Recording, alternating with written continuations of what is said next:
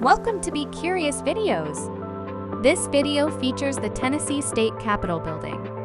Please do us a favor and hit the like button, subscribe to our channel, and hit the notification bell. The Tennessee State Capitol building was built between 1845 and 1859. It is one of Nashville's most prominent examples of Greek Revival architecture. As the seat of Tennessee's government, the Capitol serves as a symbol of democracy and governance, welcoming visitors from around the world. The Capitol's construction cost $1.2 million.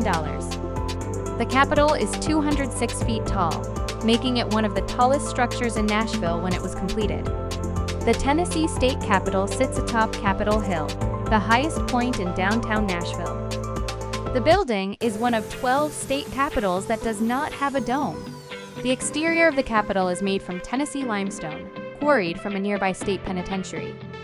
The interior features a central rotunda crowned by a dome, which is adorned with paintings depicting significant events in Tennessee's history. The exterior of the Capitol is decorated with gilded lanterns atop its corners, adding to its grandeur.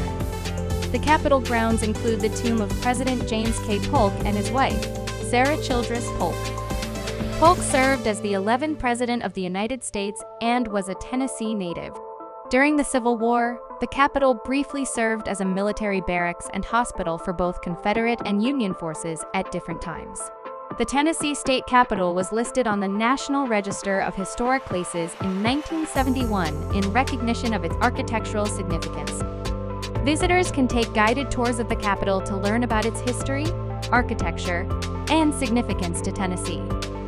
If you are ever in Nashville, make sure to check out this beautiful and historic Tennessee landmark. Thanks for watching, and be sure to check out many more interesting videos on our Be Curious Videos channel.